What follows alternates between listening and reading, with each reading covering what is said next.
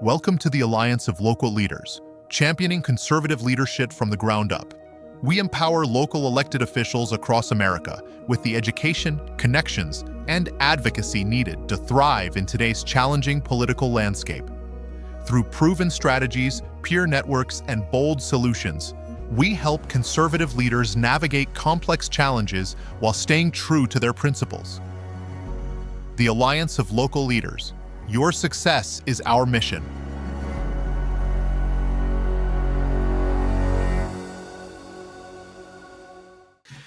Hey, good morning, or I guess now good afternoon, everyone. Welcome to the first Alliance of Local Leaders webinar. We have a great presentation for you today from my dear friend, Michael DiNapoli with Marcman Solutions. My name is Jennings DePriest. I'm the chairman of the Alliance for Local Leaders, and I'm excited to get this kicked off with everybody.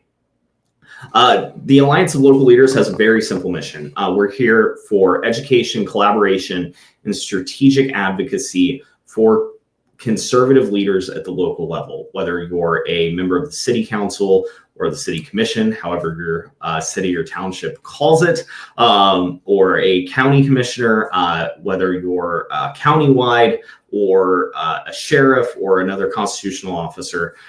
We're here to make sure that you have resources as a conservative local leader. There are massive groups for legislators at the national level, and our goal is to become that, but for the local leaders, and specifically the conservative local leaders, because we know how important local leadership is. We know how often conservatives at the local level get overlooked. So today we have, again, my good friend, Michael DiNapoli. He is the president and COO of Marcman Solutions. He is a disaster recovery and economic resilience leader with extensive experience here in Florida. Alliance of Local Leaders is based in Florida, though obviously some of you joining might be from Louisiana or Texas. We've really focused on the Gulf coastal hurricane-prone states.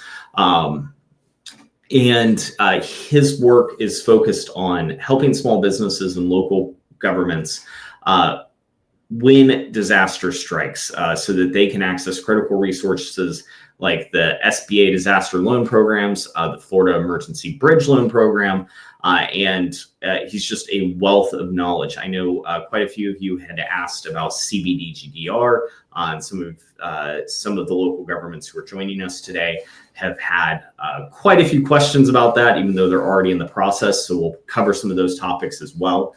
But without further ado, Mike, thanks for joining us. Thanks for coming on. My pleasure. Thank you for having me. Thank you for the opportunity, James. I appreciate it. Thank you to the Alliance for doing this. I think these webinars and these type of presentations and conversations are critically important. Well, thank you for being here. I covered your background briefly, but is there anything you want to add? Anything you want to kind of say in your own words?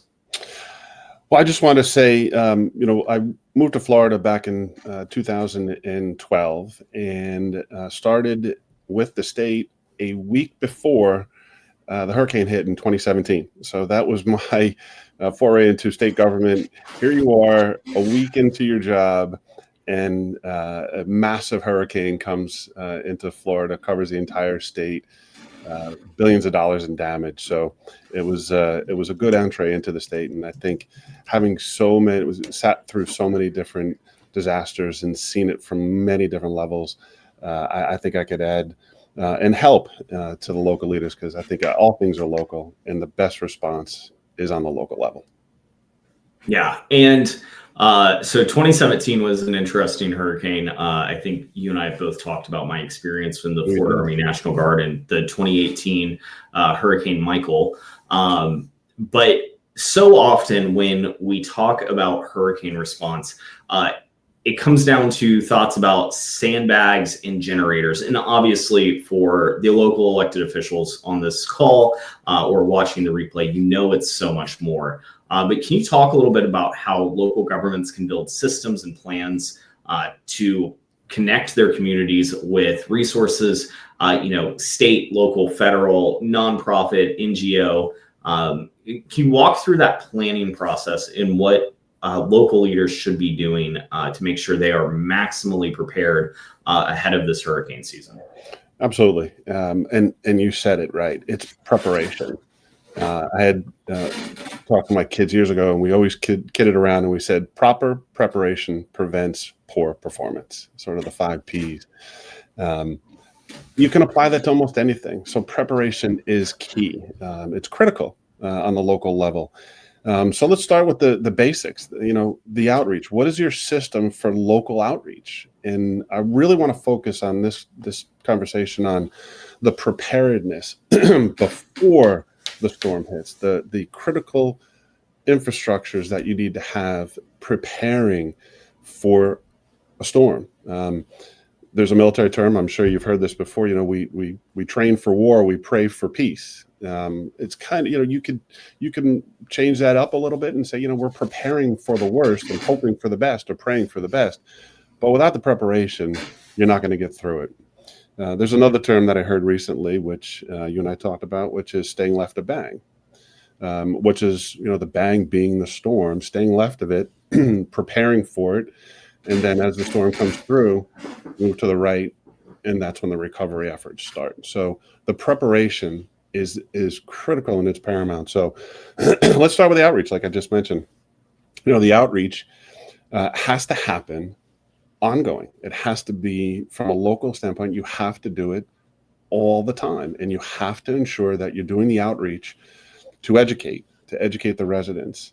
I think the numbers still say there's 800 to 1,000 new residents in Florida every day, which means there are people who are moving to Florida who don't understand what is a hurricane, what happens during a hurricane. Can I just sit here and let it pass? Where do I go if I can't stay in my home? The preparedness, the outreach before that to ensure that these new residents to Florida know where to go, where to take shelter, where are the shelters. And it could be simply doing it via text. It could be simply doing it via mailers, just continual outreach to those residents that you serve. Let's not make light of the volunteers. And it's not just the volunteers, your volunteer system after the storm, obviously important, but even before the storm. What can your volunteer organizations do prior to the storm hitting? Again, staying left of bang, doing this work before the storm hits. Your volunteers are critically important, but you have to stay in touch with them. You have to continually understand they've got logistics that they have to ensure that they have in place. So again, you're right. It's not about just sandbags and generators. That is the obvious. It's the things that aren't so obvious that you overlook. And sometimes you forget to continually train, continually have those individuals that are taking care of the pre-storm activity. Yeah. And, I'm glad you pointed out the new movers to Florida, because that's such an overlooked piece. This will be the second hurricane season where we have new neighbors who've never lived in Florida. I born and raised native Floridian, grew up in Polk County. Remembered the 2004 hurricane season. My house was a mile away from the point where all 4 of the major hurricanes that year crossed. So this is second nature to me. But last storm season and this storm season, we had neighbors who were like, well, what do we do? What's a hurricane like? What's this mean? What do we expect? And for local leaders who are watching, we're going to have some information on future webinars about specifically talking to new movers. That is a data set that's accessible. It is something that you as a local leader should be leveraging to really educate these new movers to Florida. Because it's scary when it's your first hurricane. I think very frequently you have the people who have lived in Florida for 20, 30 years or their entire life. And they're like, it's another hurricane. I know roughly what to expect. Sure. And I will tell you, I've heard stories from, and I won't name names or counties or people or anything, but I know for a fact there are counties that ran out of shovels because there were so many new residents that were coming in for shovel. And back buckets too. They ran out of buckets. They didn't realize that there were so many people who needed buckets. I mean, just the simple stuff that you don't think about on the local level, like that the preparation, or you think, well, somebody else in my group is going to handle that. Don't expect that. Don't expect that somebody else is going to handle that work. Yeah. Or, going back to sandbags, right? Like, how many people from up north know how to properly fill and lay sandbags, right? True. That's a great opportunity. When I came down, I had to learn. It's a great opportunity for local leaders, county commissioners, police chiefs, sheriffs, everyone to get out there and say, hey, this is how you do this. This is how you fill a sandbag. This is how you place sandbags to protect your home. I think there's the common joke. Again, my apologies to people who are not in Florida, though I think some of our other Gulf Coastal friends, particularly Louisiana, will appreciate this. They joke that in Florida elementary schools, you learn how to run from an alligator. You do serpentine. Like, I actually remember being told that in elementary school. But if somebody didn't grow up here, that's very, it's foreign to them. Florida's different. So it's a great opportunity to educate your residents, educate your voters, your citizens, however you want to frame the people who you are there to serve. And agreed. And it's a great way to engage with your community as a local leader. It's a great way to stay in front of your community, and they know that you are proactive and that you are being proactive. You can't sit back and wait till after the fact. And as a local leader, you want to know that your local EOC, your local emergency responders, that they are properly trained and properly prepared for the event, because it's not, if, it's when. I mean, this is Florida. Yeah, 100%. And I couldn't have said it better myself. It is when, and it's the only if is if it's going to be this year or if it's going to be next year, right? Like, that's. Well, you had mentioned 2004, right? Season. You had mentioned 2004, the hurricane season. That, I think, was the last. From 2004 to 2014, we didn't have, I think, a Cat 3 hurricane in Florida. Yeah. If I remember the data correctly. I mean, that's a 10-year span of no major damaged hurricanes, but we all know that, a Cat 2, Cat 1, Cat 2, the winds, the flooding can also cause a lot of damage. But in Florida, everybody talks about, Cat 3, 4, and 5. But we went 10 years without a major hurricane in Florida. And of course, everybody knows what happened from 14 even to 2023, 24, which is what we're doing now on the recovery side, the 23, 24 storms, where we had 3 in a matter of, a couple of months. So again, it's when. So going backwards a little bit, since you're mentioning the 2023, 2024 hurricane season, we've already talked a little about 2017, 2018.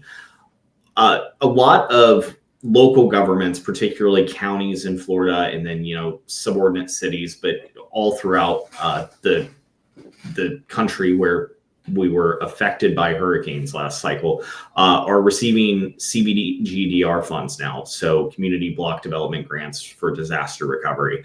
And many of these local governments are already in the process. They've already gone out to RFP. They've gone to bid. But what are some things that local governments need to be looking out for as they receive these funds and as they apply these funds? That's a great question. And of course, this is funding that comes through the federal government. And it's a lot of money that's coming to the local counties, specifically here in Florida.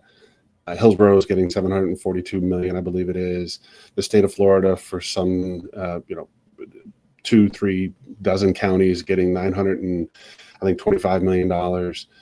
We all know the Maui fires, which fall into that. They're getting $1.6 billion, I think. The Asheville flooding, $1.3 billion. So So it's a lot of money. I think it's almost $5 billion that's coming to local governments, to state, county governments for the 23-24 funding, which is really starting to kick off now. Applications have been accepted. RFPs have gone out to local counties. they're submitting these solicitations for vendors to come in and help run these programs. It's a lot of money. As a local official, I would say one of the best things that they can do is get engaged in this. Get engaged with the entities that are managing these funds, and get engaged with what the funding is going to do. And the reason I say that is you want to make sure that you rebuild. Obviously, that's what a lot of this funding is for housing, for infrastructure, which is also important, mitigation going forward. There's a lot of old infrastructure in Florida that needs to be fixed, needs to be hardened, and the money is there to do it. And I encourage the local leaders to get involved, to get educated about this funding from day one. The downside to this funding is that it comes probably 18 months after the event. So they really need to make sure that they've got the hardening in place for the next storms that are going to hit, to ensure that they fare better, that they've got the proper mitigation to do better the next time. Flood mitigation. There's plenty of conversation about how best to do that. And there are companies out there that they're experts in this. They've done this for a very long time. We're a company that also is involved in the rebuild, the response, and the recovery. This is the recovery where the federal money is coming. Use the money wisely. Spend the money wisely. Put it into projects that are going to make a difference, that are going to really, really help solidify the community and your counties and local governments for future storms, because it's going to happen. You want to make sure that you've got the right rebuild plan in place. So I encourage you, and these are long-term funding mechanisms, 5, 6, 7 years. I mean, they just closed out plenty of hurricanes from 20 years ago. I think Louisiana just closed out their hurricane in year 20. It's a trickle down. It's a slow final closeout, but these things last for a long time. So use the money wisely. It goes quickly, but spend the money wisely and get engaged, and make sure that you're talking to those that are putting the plan in place, that you hire the right company to put the plan together to submit your application to HUD.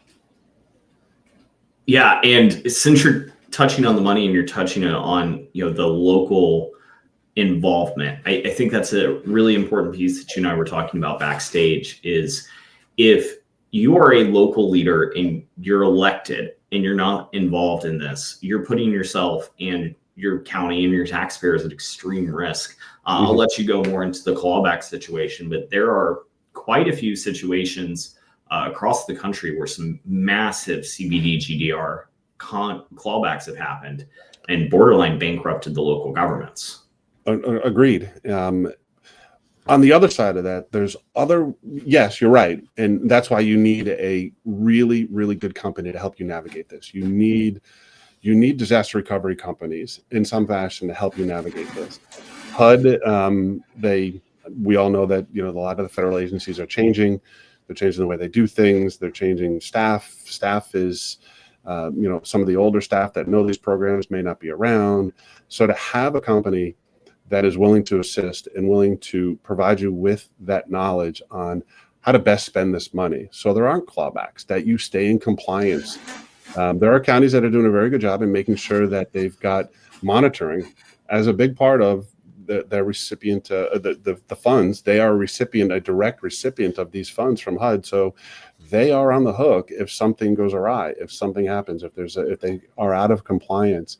There could be clawbacks, and it could be millions of dollars that they are having to pay back to the federal government if they don't do it correctly.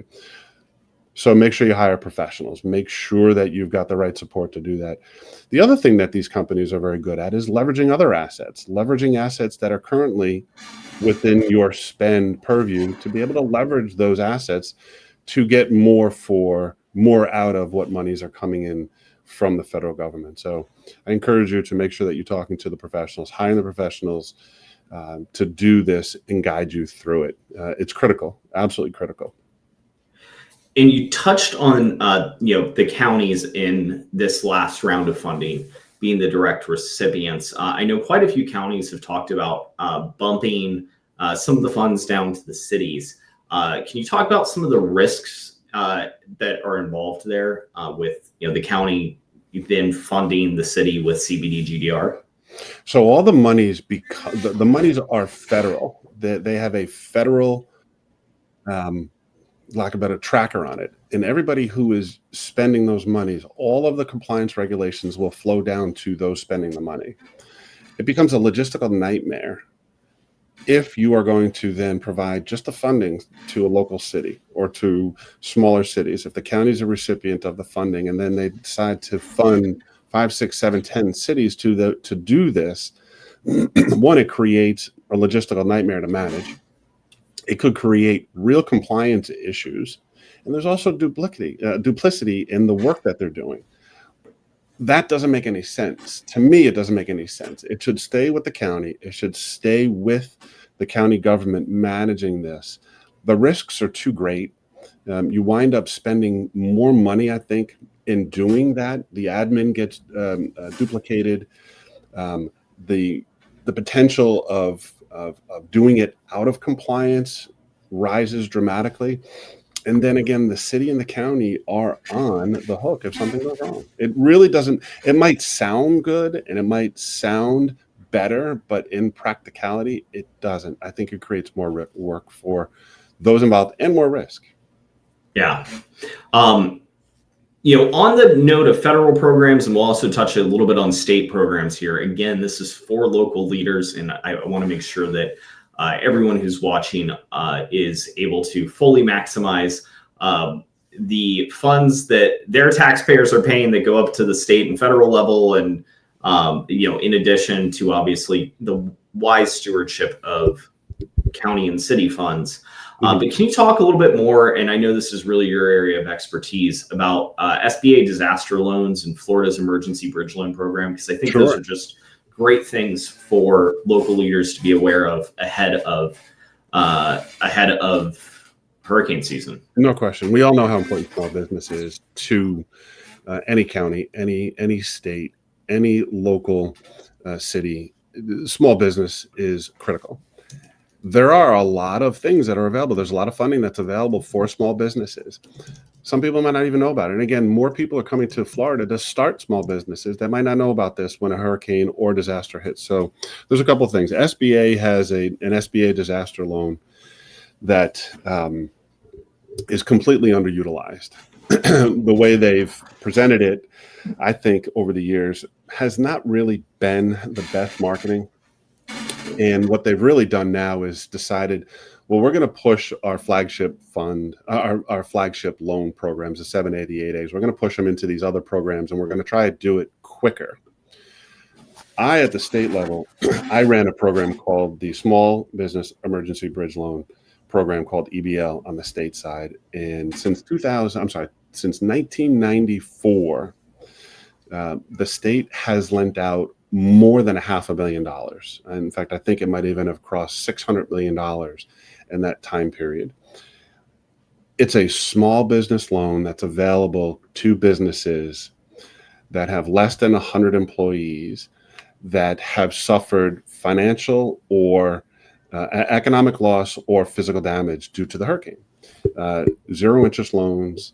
I ran it when I was at Florida Commerce. My goal when I first got there in 2017, they were using paper applications. I said, my goal over the next cycle would be, let's turn this into a online, very quick turnaround, immediate funding. What helps these businesses is the immediacy of the funding. My goal was to get money into the hands of these businesses within 24 hours. And we did it.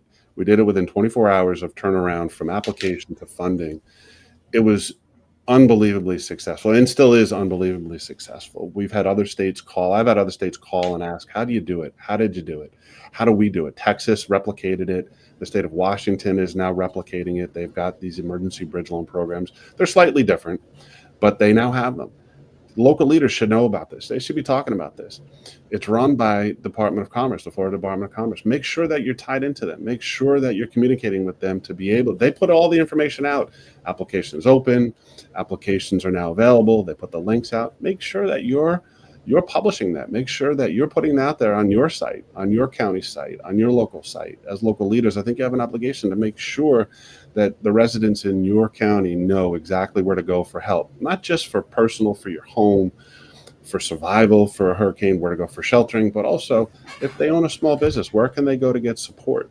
And again, it's the immediacy of the loan. This is immediate help. Many small businesses, they run their business, day to day, paycheck to paycheck. They're not sitting on a lot of capital to be able to stay closed for 6 months. They just can't. So this is a way for them to pay their employees, keep the employees where they are, keep them employed, open up sooner, get whatever needed help they can get to open up their doors. And again, it helps the community. Those are two great programs that businesses need to really, really focus on and know about. Yeah, I 100% agree with you. Small businesses are the backbone of local economies.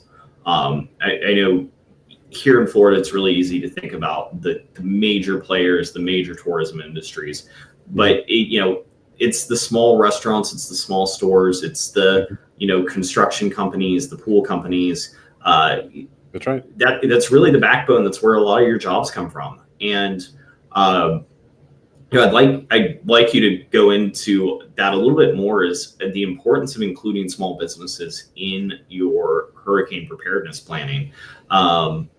And just selfish little plug for why I love small businesses in hurricane planning so much. I spent quite a few hurricanes in the National Guard, and it was never the major chains that were bringing food out to us guardsmen. It was always the local mom and pop businesses. And in the middle of a hurricane, a hot meal from a small family business, it keeps the troops going. You're absolutely right. I think the number still stands that for every 3 jobs, 2 are small businesses created here in Florida. So you think about the big businesses that are here, but the engine are the small businesses, without a doubt.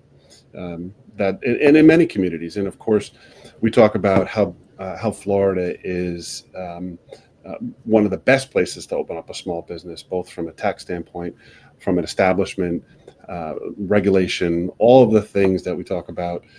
Where do you want to start your business? Florida always ranks within the top. So we need to focus on it as a small business, as a preparedness. Small businesses need to focus on that as well. I encourage small business, and I encourage the local leaders. The best time to focus on preparedness is blue skies, before something hits. Staying left of bank, getting prepared before something hits. And as a small business and as a small business owner, you never want to apply for a loan, long-term loan, when you're post disaster. Do all this stuff up front.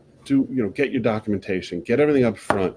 Go to the websites to determine, what do I need? How do I upload documentation if there's documentation? What do I need to do? Where do I go to get a loan? Where do I go to get support? How do I open up my business? How do I go back to when can I go back and open up my business is critical. And I think communication is key from the local leaders, getting those people to understand how to support small businesses, as well as the residents in the community. Again, I get back to outreach. I get back to the training. Train your local people to understand what's available, to then communicate that to your small businesses. Training is critical. We didn't talk too much about that, but training the local people is critical. There's an old saying, can we afford to train our people? Because they may just leave, after we get them the training. And the opposite of that is, the response is, can you imagine if we don't train them and they stay? Let's get them the training that they need. So they are here. They're here to support. Let's get the training that the local people need to have, the local governments, the training of the local governments. Let's get them the training and the support that they need, so they can in turn go out and help those in the community. Yeah, and on the topic of the training that local leaders need, that local government employees need, something that I know you and I both run into post-storm, right? We've talked a lot pre-storm, we've talked super post-storm, so we're kind of hopping around chronologically here. But in the weeks after the storm, one of the big things is always debris, and everybody always thinks about debris. And oftentimes, I know Marcman, you guys are not a debris management company, but there are other services and other things that are really important. Can you talk about what Marcman can provide to local governments in the days and weeks post storm, not just the long-term recovery from federal funds? Sure. So you're talking the immediate after the storm. So we have done a lot of work post storm. The state does a great job. Division of Emergency Management does a fantastic job. I don't think there's better trained individuals in any state than Florida. I think the emergency management folks do a fantastic job. They go out to the community. I've been in those disaster recovery centers. Jennings, I'm sure you've seen them where they pop up. They put tents out. They'll have water out. And we've been there. This is how we can help the communities. The communities need to know where to put these. They need to have recommendations. Where can we go to have some of these disaster recovery centers? We've staffed disaster recovery centers. It is a daunting task. People will show up. Hundreds and thousands of people will show up every day looking for help, whether it's help logistically from FEMA, or whether it's help with water, tarps, whatever it might be, food, whatever it is. And local leaders need to know where those have to be and where they can be, logistically, where they can be. We are a company that helps in that response. We've done it before. We've done it after the storms 22, 23, 24. We've been there. It is incredibly fulfilling to be able to help people who are coming, who are in need, who potentially have lost everything. But the county needs to be prepared for that, needs to work with the state officials to get that accomplished. They rely on the locals. The locals obviously rely on the state to come in, support that. No, we are not a disaster, debris removal. You'll hear terms like cut and toss. People will go out, they've got these contracts. The one thing that I will tell the local officials to do, have these pre-storm contracts ready. Have these vendors ready. Have them on call. You can put out procurements now to have these, these pre-disaster contracts that you've got a list of companies that are capable of doing all the needed work after the storm. Debris removal is big because that's the first thing that happens, and nothing can happen after that, and nothing can happen until that is done. And there's a lot of work after that with the debris removal when that is done, and it still happens. It's still happening in Asheville, in North Carolina. It's still happening in Texas. They're still moving debris. So no, we don't do that, but there are plenty of companies that have extensive experience doing that. That as local leaders need to have those pre-contracts, those pre-positions. People call different things, pre-position contracts, approved vendor systems, approved vendor contracts, that kind of stuff. So there's plenty of places that you can start. That's one of them. And spend the money. Spend the money. I've heard stories. I could tell you stories about individual counties and decisions that people make. Spend the money to ensure that you're prepared. Spend the money up front. Obviously, you have a financial obligation, but you also have an obligation to serve the people. So spend the money, determine what needs to be spent on, and fiscal responsibility, obviously, as a local elected official, but you also have a responsibility to for the safety and the well-being of your residents. Yeah, and so the disaster recovery centers are essential. How is that changing with some of the changes that we've seen at the federal level with FEMA? Some of the things that you're hearing from emergency management here in Florida. what should local leaders expect this hurricane season that may be a little different than last hurricane season? That's a great question. And we've been talking about it internally within Marcman.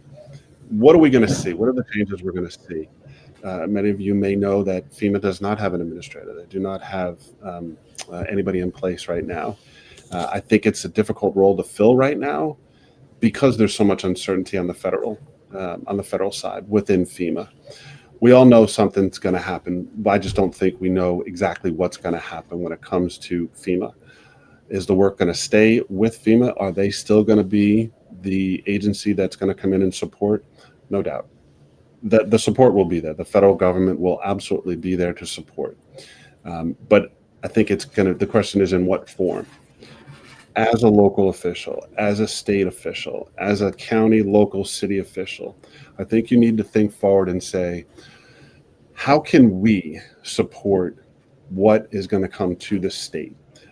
I think everybody can guess that the support probably is not as extensive from FEMA as it has been in the past. That should worry a lot of people. I think you do a couple of things. I think you make sure that your local folks are trained properly, that they're receiving the training. We're doing it here at Marcman. I know that there's a lot that needs to be done from a proficiency standpoint. Who is certified to do X? Who has the training to do this? So we've been putting a lot of our employees through FEMA training. There is a lot of FEMA training that's available online. They've got different series of training. They've got different tracks of training. A lot of it can be done online. Some of it has to be done in person. Some of it is 3, 4, 5 days in person of training. I encourage all the local officials who are in the emergency management world, go look at that training. It's still available. They've got a great site. There's a lot of great trainers out there. Get the training for your people. Don't rely that you can call up the state or call on FEMA to say, I need somebody who is certified in response for the removal of large animals from a flood zone. I mean, there are things, there's training that specific, veterinary care and removal and transport of large animals.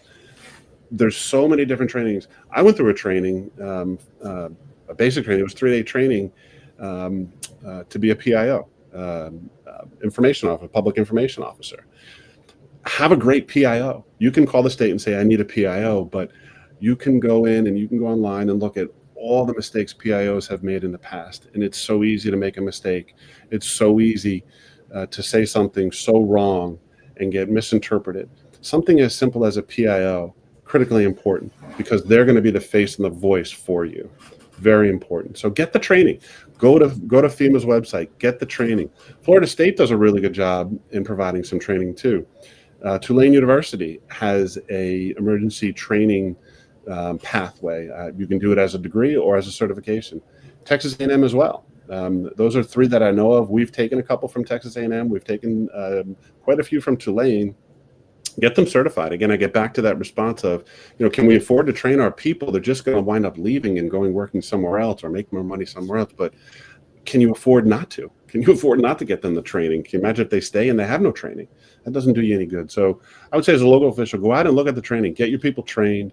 Get them trained in FEMA certifications. I think it's going to be critical. In whatever change and whatever happens with FEMA, does it go to another agency? Does it get swallowed up by another agency? Does somebody come and actually run the agency? All up in the air. Prepare for yourself. Prepare. Be selfish and prepare for yourself. Be prepared for it so you're not, an afterthought for FEMA. I think that's an awesome action item for us to wrap up on. And we'll make sure for those of you watching the replay, we'll have all those links in the show notes. And for those of you watching live, we'll make sure to include those links in the follow-up email that I would expect to see on Monday. But Mike, is there anything else you want to leave these local leaders with before we wrap up? We're going to put your contact information up on the screen, so anybody who wants to reach out to you or has more specific questions, they certainly can. And yeah, what would kind of be your final charge to the local leaders who joined today? Prepare. Take it upon yourself to prepare. Get the help you need. Call the Division of Emergency Management, ask them for training, ask them for people to come down and prepare you. There are plenty of them out there. There are plenty of companies that can come in and give the training. If they're looking to train a group of people, the local sheriffs, the local EM folks, there are companies that will come in and do this. They are FEMA trained, FEMA certified. Get the training, prepare. Again, that all comes back to the idea of staying left of bang. Do the preparation up front. It will absolutely help you in the recovery on the back end after the storm passes. Do that, and I think you're going to find yourself very well situated after the storm passes to be able to recover and recover well to help economically support your local county or city. Awesome. Well, Mike, thanks for joining. Everyone, if you have any more questions, you can reach out to Mike. His email's on the screen. Appreciate you joining today. And for those of you, obviously it's everyone's first Alliance of Local Leaders webinar, because this is the first Alliance of Local Leaders webinar. We kicked off with hurricane preparedness, obviously, because we are heading into the thick of it with hurricane season. But also it's something that, given my background in the National Guard, I'm quite passionate about. I'd ask that if you're on this webinar, you go ahead and join the Alliance of Local Leaders today. This is a free membership. This is not anything we are charging for. This is set up so that you receive our emails. You get access to the great webinar series that we're going to do. We'll be running some series on communications with your local residents. We'll be doing some series on other federal programs. We'll be doing some pieces on crime prevention and community engagement. But go ahead and join today. Sign up for future webinars. We appreciate everyone who showed up and everybody who requested the replay. I hope you guys have a great rest of your Friday and a wonderful weekend. Thanks.